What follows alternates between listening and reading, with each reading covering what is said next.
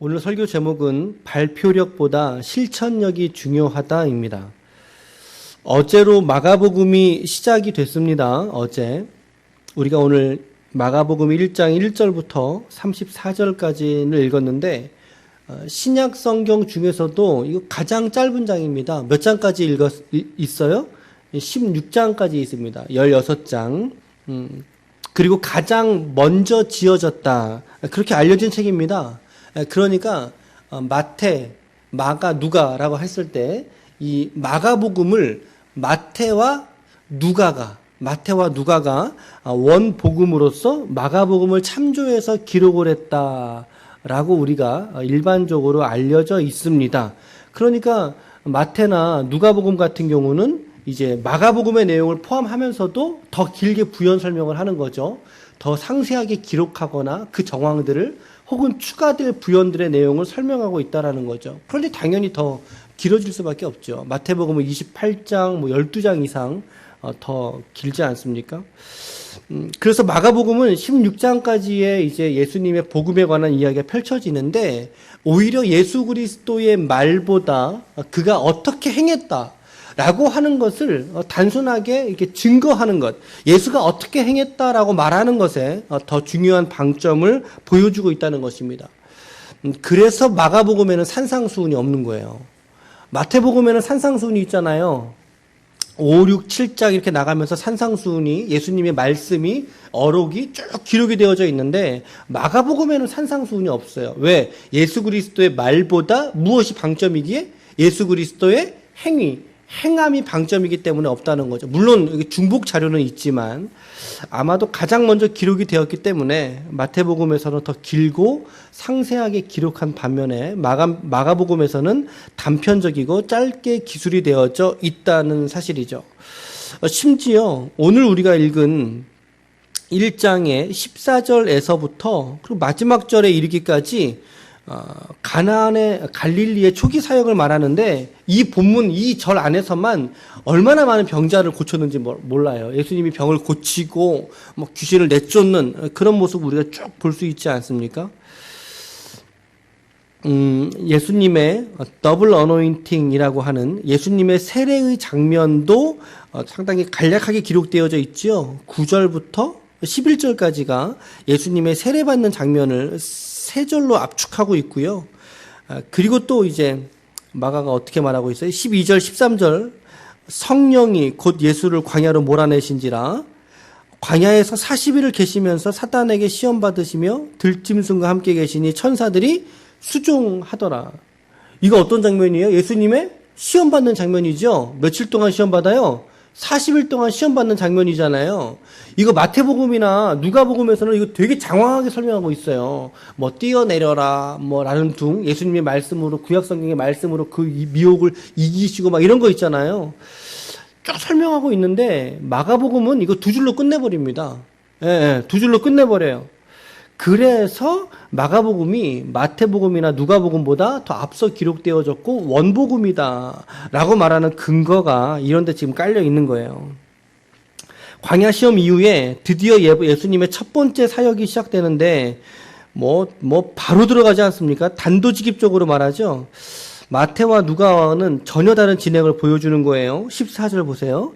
요한이 잡힌 후 예수께서 갈릴리에 오셔서 하나님의 복음을 전파했다. 상당히 직접적이죠. 그러면서 15절에 예수님의 첫 마디가 기록되어져 있습니다. 뭐라고 말씀하고 있어요? 때가 찼고 하나님의 나라가 가까웠으니 회개하고 복음을 믿으라 하시더라. 예수 그리스도의 첫 번째 사역입니다. 뭐예요? 회개하고 복음 믿어라. 이 말씀을 하는 거죠.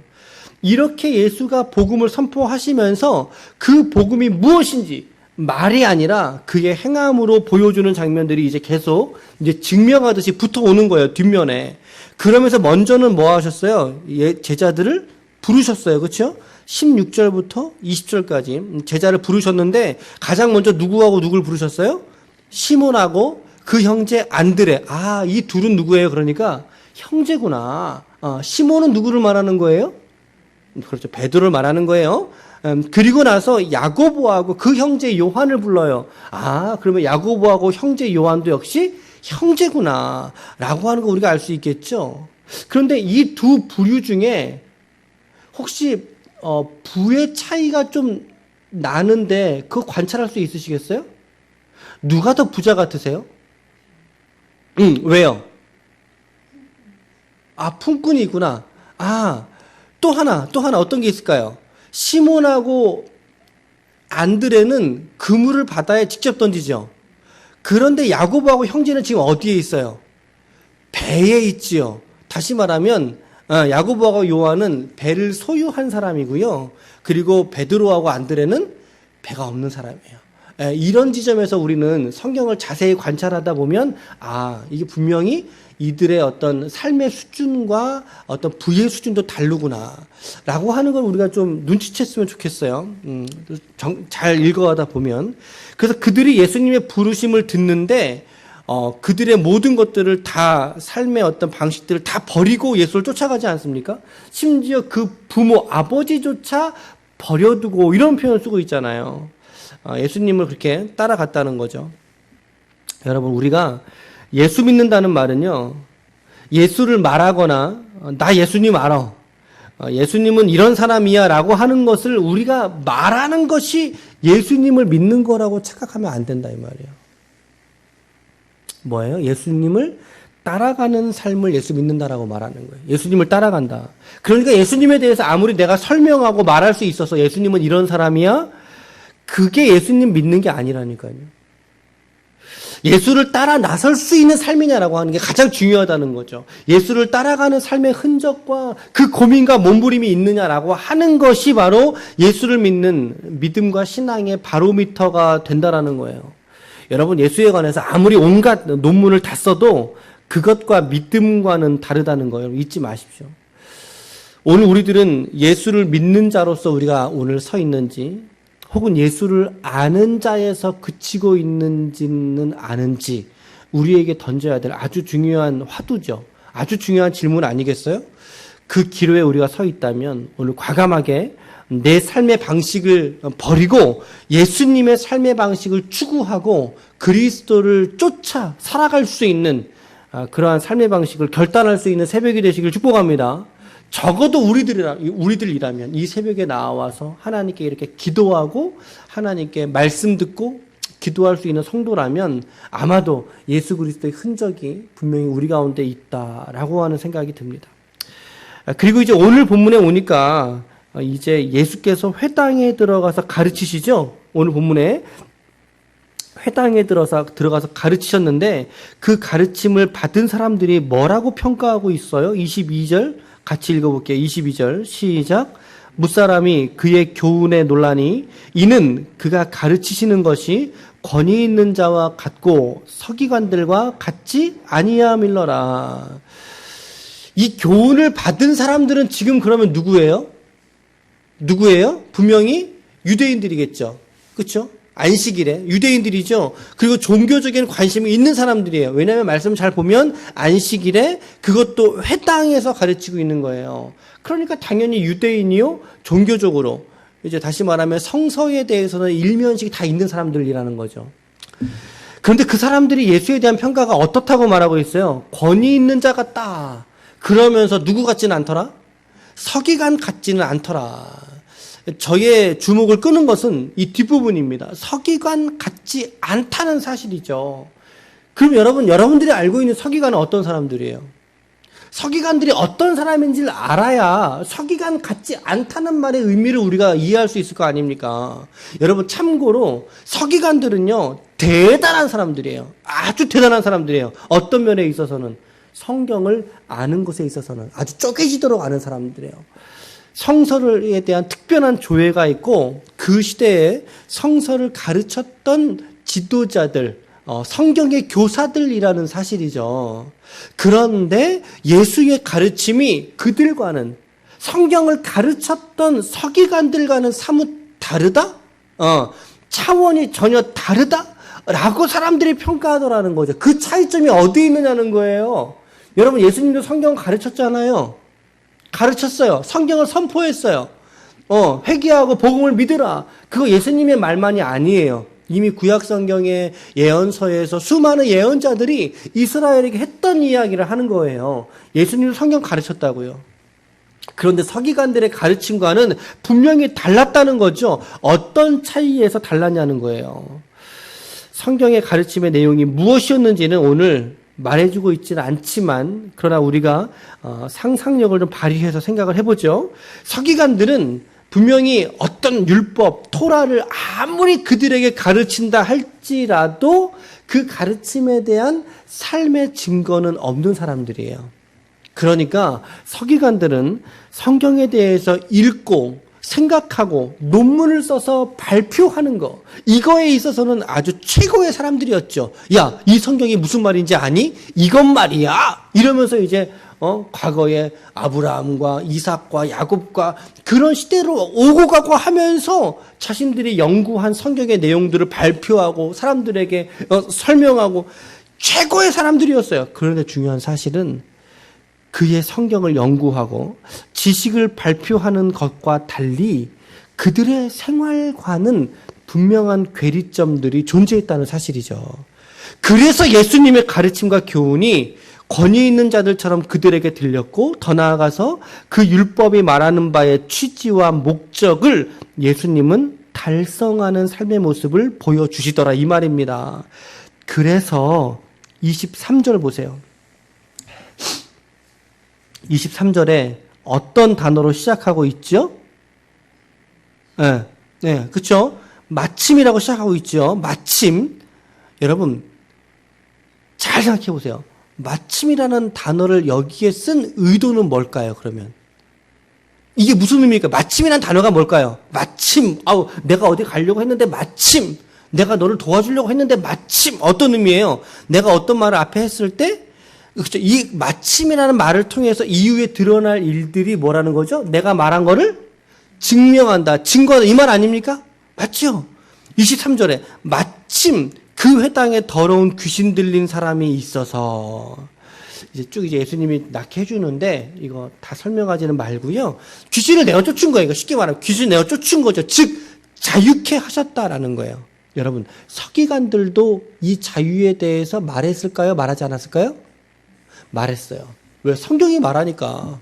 이사야의 말씀에 포로된 자가 자유케 되고 가르쳤을 거란 말이죠. 서기관들도 분명히 당신들을 진리가 자유케 합니다 라고 서기관들은 말할 수 있지만, 그러나 서기관들이 진짜로 그들에게 자유함을 줄 수는 없는 존재였다는 사실이죠.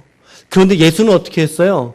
진리가 너희를 자유케 하리라 라고 하는 성경의 선언과 함께 실제로 그 자유를 병의 매인 자, 귀신의 매인 자, 그 매인 자에게 그 자유를 주실 수 있는 분이 우리 그리스도 예수인 줄 믿으시길 바랍니다.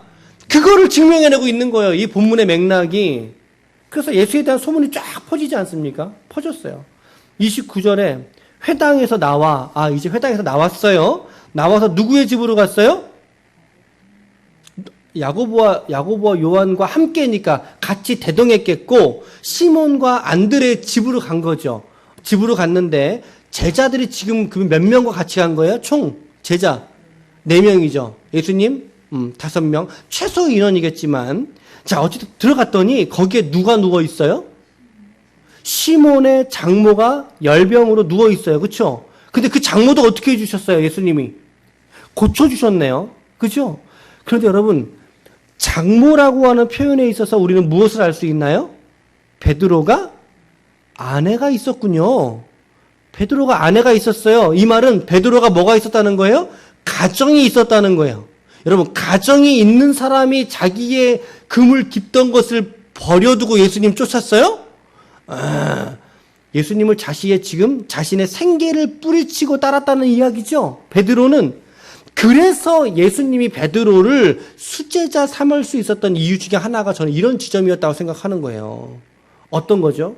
여러분, 포기할 수 없는 것을 포기하고 따를 때에 예수님께서 그를 더 높이신 줄로 믿습니다. 아멘. 포기할 수 있는 거, 그거 누구나 할 수 있는 거죠. 포기할 수 있는 거, 포기하는 거. 그런데 베드로는 어떻게 했어요? 포기할 수 없는 거 포기하고 예수님 따르기로 작정한 사람 아닙니까? 말씀 보니까 우리가 너무나 그동안 베드로의 어떤 이 제자도를 너무 가볍게 보는 것은 아니었나 싶은 반성을 저는 이 지점에서 이렇게 관찰하게 되면서 깨닫게 되는 거죠. 그죠?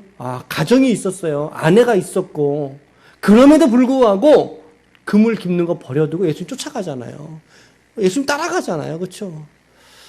두 가지만 적용해 볼게요. 짧게. 첫 번째는 언행일치가 가장 큰 능력이에요, 여러분. 언행일치가. 예수님과 서기관들이 분명하게 차별점이 있었던 지점은 이거 하나예요. 언행일치. 너가 자유 말하느냐? 근데 그 자유 나한테 줄 수 있어? 라고 물을 때 서기관들은 난 줄 수 없어. 네가 알아서 해봐. 이거였어요. 근데 예수님은 그렇지 않다는 거죠. 진리가 너희를 자유케 하노라? 라고 하면서 그 진리 대신 주님이 현장 속에 임하게 되니까 매인자가 놓아지잖아요. 귀신 들렸던 자가 그 귀신에서 노임받잖아요. 자유함을 얻잖아요. 이거 아닙니까, 여러분? 우리도 마찬가지라는 거죠. 우리가 복음을 우리의 말에서만 똑 떨어지고 우리의 삶에 증거가 없는 복음이라면 여러분, 우리의 복음은 진짜일 수가 없다는 사실이에요. 하지만 우리가 복음을 말하고 그 복음에서 말하는 바의 삶을 우리가 살아가려고 몸부림치고 그 복음대로 희생과 섬김의 삶을 살아가게 된다면 세상에 있는 사람들이 우리를 쳐다보면서 뭐라고 말할까요? 저 사람 좀 다르네.